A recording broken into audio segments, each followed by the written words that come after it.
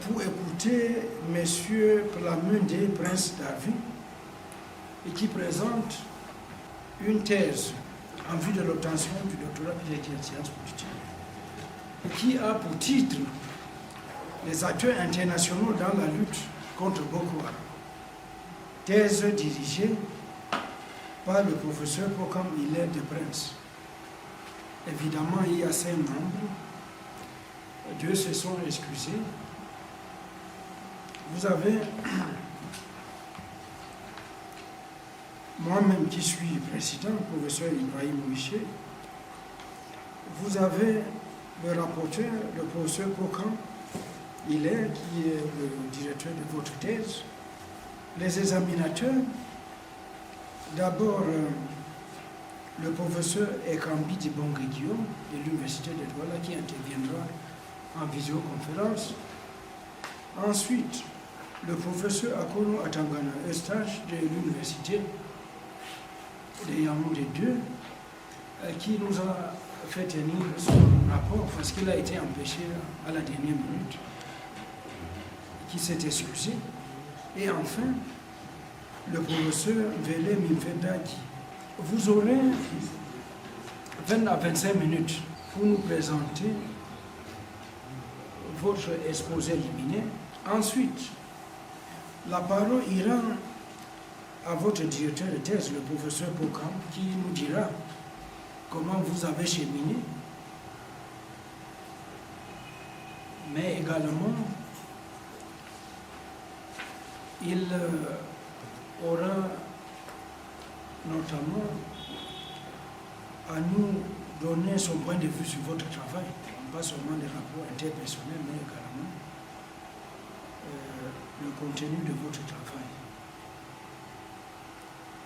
Ensuite, nous allons faire intervenir le professeur Ekambi Dibongue.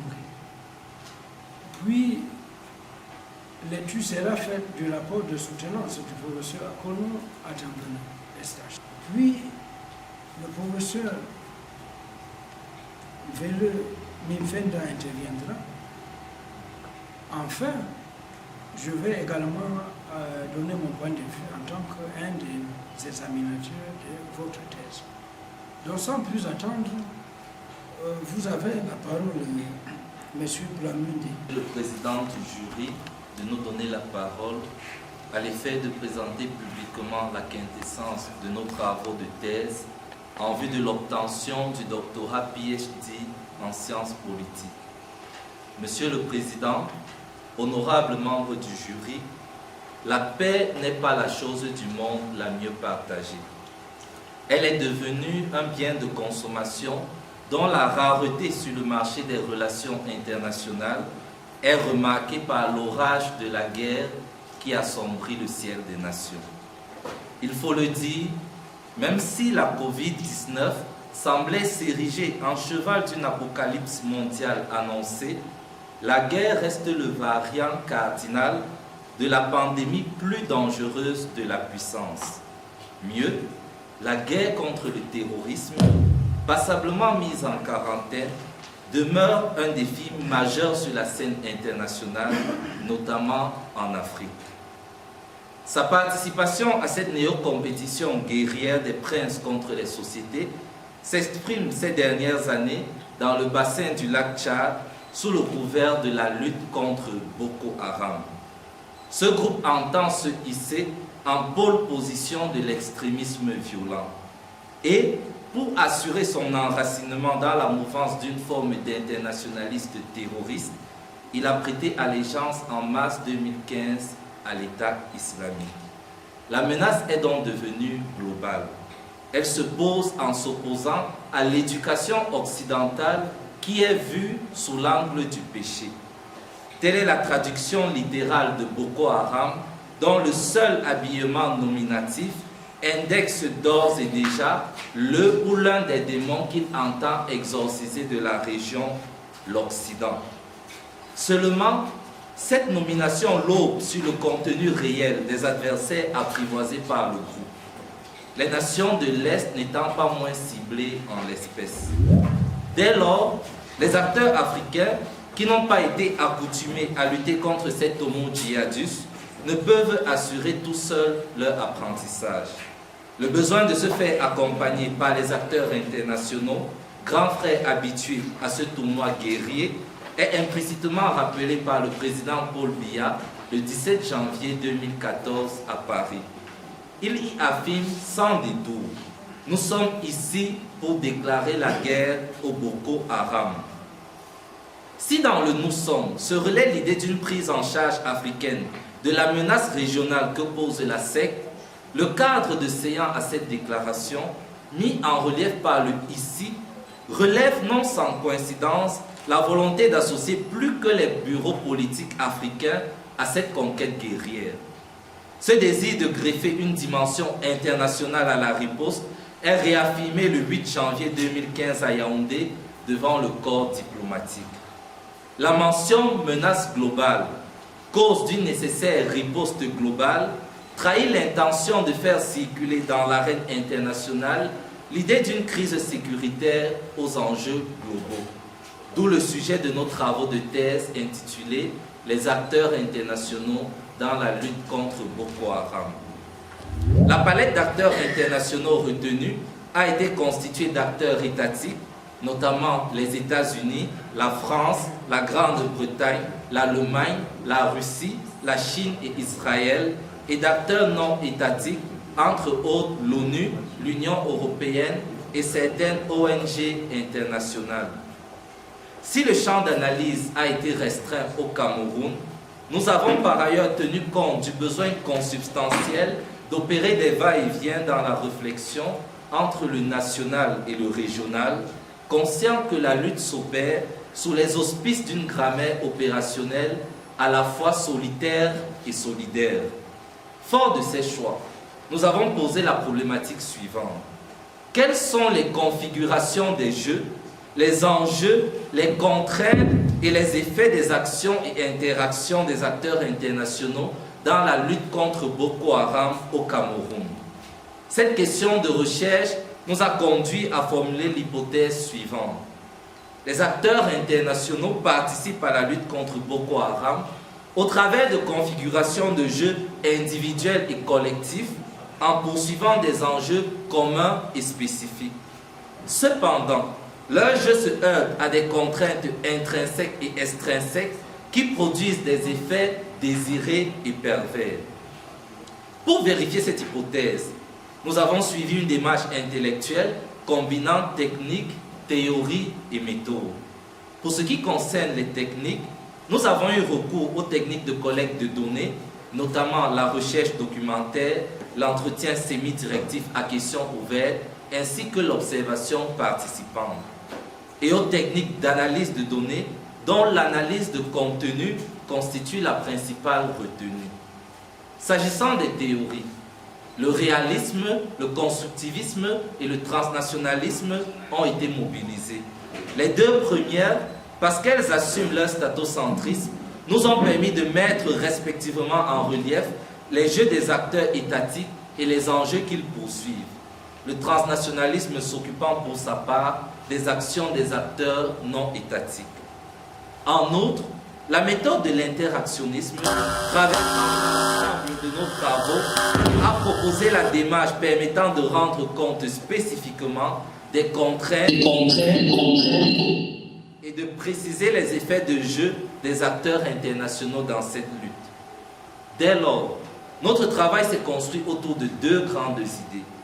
Il fallait d'une part analyser les configurations de jeu des acteurs internationaux dans la lutte contre Boko Haram et d'autre part préciser les enjeux, contraintes et effets de leur action et interaction. Parlant des configurations de jeu des acteurs internationaux, elles sont globalement variées. Les jeux s'opèrent sur un double front, militaire et extramilitaire.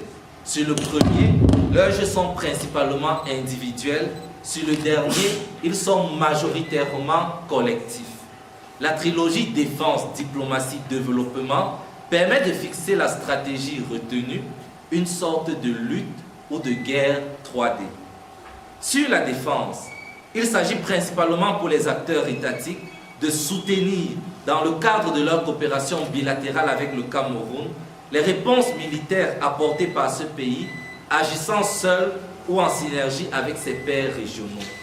L'appui s'opère d'un côté par le renforcement des capacités des forces armées, ceci à travers des formations ordinaires et improvisées, ainsi qu'un soutien logistique mitigé, et de l'autre côté par la formation d'une communauté de renseignement régionale et le renforcement du système de renseignement camerounais, encore chargé d'un habitus opérationnel orienté vers la traque de l'ennemi intérieur. Alors que les acteurs très actifs, que sont les États-Unis et la France, interviennent sur l'ensemble du triptyque formation, équipement, renseignement, nous avons remarqué que les autres acteurs étatiques, moins actifs en l'espèce, interviennent variablement sur les deux premiers piliers. Somme toute, la doctrine qui fonde leur modus operandi, soutenir sans intervenir, reste commune à l'ensemble des acteurs pour qui un retrait du front ne signifie pas un désengagement de celui-ci. Sur la diplomatie et le développement, les acteurs internationaux agissent principalement par des jeux collectifs selon une anarchie duale, tantôt lockienne, tantôt kantienne. S'ils se considèrent comme des amis du Cameroun qui jouent ensemble dans la même équipe pour venir à bout de l'adversaire désigné, ce jeu en équipe est par ailleurs traversé par des soubresauts de rivalité entre puissances. Ces rivalités se sont vérifiées dans l'analyse des jeux diplomatiques des acteurs. Une forme d'ostracisme diplomatique a été structurée par la triple entente France, Grande-Bretagne, États-Unis au service de l'activation d'une diplomatie tutélaire permettant d'assurer l'exportation au Cameroun du logiciel de la guerre contre le terrorisme. Pour rendre compte de ce mécanisme d'export-import de politique publique sécuritaire, nous avons associé à nos travaux la grille d'analyse qu'offrent les Policies Transfer Studies. Par leur travail diplomatique, les acteurs très actifs ont également assuré le rôle de lanceurs d'alerte pour une certaine prise de conscience et de connaissance de la communauté internationale sur la crise sécuritaire dans le bassin du lac Tchad. Les tribunes du Conseil de sécurité et de l'Assemblée générale des Nations unies ont dans ce cadre été mises à contribution avec plus ou moins de succès. En outre, les acteurs internationaux ont également participé en bas de scène à la formation d'un mécanisme africain de sécurité collective dont le produit le plus éloquent a été la mise en place de la force mixte multinationale. Pour ce qui concerne les jeux sur l'axe du développement, les initiatives collectives reposent sur l'idée que si l'armée est un marteau, tous les problèmes qui se présentent à elle ne sont pas des clous. Le tout militaire ne peut donc pas piloter tout seul l'avion de la lutte contre Boko Haram vers le terminal sécuritaire recherché. Pour atteindre la paix, il convient aussi de savoir adresser les défis de sécurité humaine. Les appuis des acteurs internationaux répondent dans ce sens aux exigences de l'urgence qu'impose la crise humanitaire, corollaire de la crise sécuritaire. Ceci se réalise par une division du travail international entre les bailleurs de fonds institutionnels, notamment l'Union européenne et les États, et les partenaires de mise en œuvre que sont les ONG et certaines agences spécialisées des Nations Unies. En outre, dans un contexte où la crise s'inscrit dans le temps long et greffe à l'urgence un caractère durable, les acteurs construisent également des approches qui intègrent la dimension aide au développement portée par leurs agences spécialisées. Cette aide circule dans les phases de stabilisation et de reconstruction pendantes et post-conflit. Par ailleurs, ces jeux des acteurs internationaux ne sont pas philanthropiques. Ils se déroulent à l'ombre de leurs enjeux. Les intérêts manifestes et latents qu'ils poursuivent découlent de leurs identités qui ne sont ni figées ni données. Les intérêts manifestes sont pour la plupart communs aux acteurs internationaux. Il s'agit de la protection des droits de l'homme et des valeurs démocratiques, des enjeux sécuritaires et des enjeux économiques. Ils découlent de l'identité de type et l'identité collective qu'ils co-construisent. Pour ce qui concerne les intérêts latents, ils leur sont pour leur part spécifiques. Cependant, ils dépendent ici principalement de l'identité de rôle de chacun d'eux. La poursuite de ces enjeux se heurte à des contraintes intrinsèques et extrinsèques aux acteurs internationaux. Pour les contraintes intrinsèques, nous avons identifié des contraintes communes et des contraintes spécifiques. Sur la première catégorie, la polarisation des fronts ainsi que la multiplication des engagements internationaux, couplés aux coûts humains et financiers qu'elles emportent dans un contexte international marqué par des conjonctures économiques critiques, affectent les actions de ces acteurs. Concernant les contraintes spécifiques, l'hostilité des opinions publiques françaises et américaines, les sanctions économiques subies par la Russie dans la foulée de la crise ukrainienne en 2014 et la période d'incertitude relative au Brexit en Grande-Bretagne ont entre autres été répertoriées. En ce qui concerne les contraintes extrinsèques aux acteurs internationaux, celles-ci sont d'un côté inhérentes au Cameroun et de l'autre côté ont trait au rapport de ce pays avec ses partenaires du bassin du lac Tchad. La présentation de ces contraintes s'est doublée de la précision des effets de jeu des acteurs internationaux. Théorisé par Raymond Boudon, le concept d'effet pervers ou effet émergent, produit du système d'interaction des acteurs, nous a bien aidés ici. Les effets pervers relevés sont tantôt positifs, tantôt négatifs. Pour les effets pervers positifs, la guerre contre Boko Haram a servi de levier pour la construction de l'État et l'enrichissement de la nation camerounaise. Pour les effets pervers négatifs, ils se sont révélés soit comme des effets de contradiction, soit comme des effets d'amplification du problème. Par ailleurs, à côté des effets pervers décelés, des effets désirés par les acteurs ont été mis en exergue. Ceci concerne entre autres la perte de vitesse et de terrain de Boko Haram, le renforcement de la coopération régionale entre le Cameroun, le Nigeria et le Tchad. En définitive, l'échec est orphelin, la victoire a plusieurs parents. Les victoires glanées contre Boko Haram sur le théâtre, sans qu'elles ne supposent que la lutte ait été gagnée, sont aussi le fruit des actions de ces acteurs. Oui, par la stratégie retenue, la secte a été touchée, mais son bateau est loin d'avoir coulé. Boko Haram n'a fait que reculer et la lutte reste donc d'actualité. Honorables membres du jury, en rejoignant le tournoi de la guerre contre le terrorisme à la faveur de la lutte contre Boko Haram, l'Afrique en général, le Cameroun en particulier, dit sa volonté de ne plus être considéré sur cet échiquier notamment comme le deuxième sexe des relations internationales.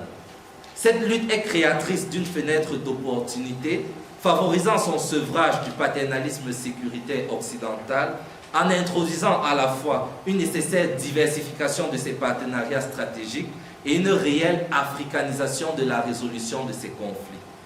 Toutefois, en important depuis Paris le logiciel guerrier de la lutte, l'Afrique semble, peut-être naïve de bonne foi, entraînée dans les abysses d'une guerre au cycle itératif.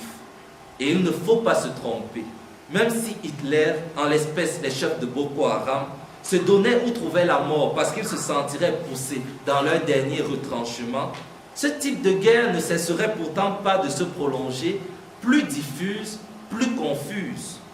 À la vérité, le terrorisme, manifestement plus résilient que l'Allemagne nazie, ne sait pas conjuguer le verbe capituler.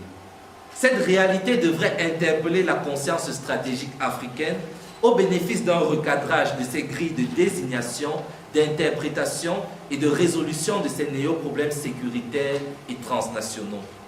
Cet effort pourrait lui permettre de quitter définitivement la natte stratégique des autres pour emprunter à Joseph Kizerbo, afin de s'asseoir dorénavant sur son propre référentiel stratégique, nourri entre autres de ses réalités économiques, anthropologiques et de son imaginaire socio-culturel. C'est la précondition sans laquelle nous ne saurons non seulement mettre fin à nos guerres d'aujourd'hui, mais également définir nos luttes de demain.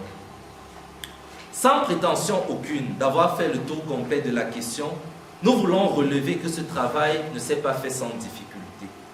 La zone d'étude, marquée par la crise sécuritaire encore pendante du fait de la continuité des exactions de Boko Haram, ne nous a pas rendu la tâche aisée dans la collecte des données sur le terrain.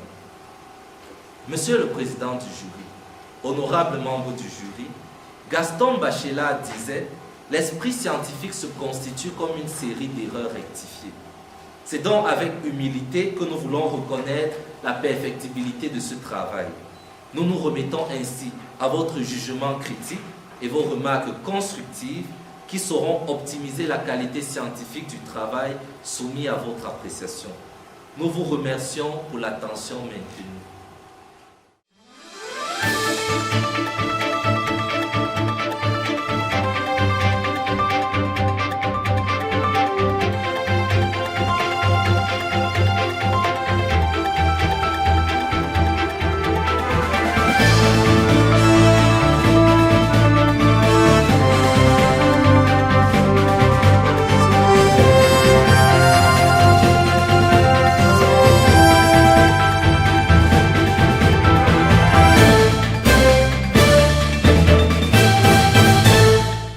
Monsieur Pierre Mendy, Prince Darwin, a présenté une thèse de doctorat en sciences politiques avec le titre Les acteurs internationaux dans la lutte contre Boko Haram. Devant le jury ainsi composé, président professeur Ibrahim Michel, membre examinateur professeur Ekambi Dibongo, membre examinateur le professeur Akono Atangana, membre examinateur le professeur Félix Mifel, rapporteur directeur le professeur Fokam Hélène. Le jury, après vous avoir entendu, sujet oralement que vous insériez, n'est-ce pas, le Cameroun dans votre libéré, c'est-à-dire on devrait avoir comme titre les acteurs internationaux dans la lutte contre Boko Haram au Cameroun. Mais également qu'il faut une délimitation spatio-temporelle. Il faut inclure à l'introduction. Dépouiller votre travail de l'observation participative. Et à l'unanimité, le jury vous a décerné la mention très honorable.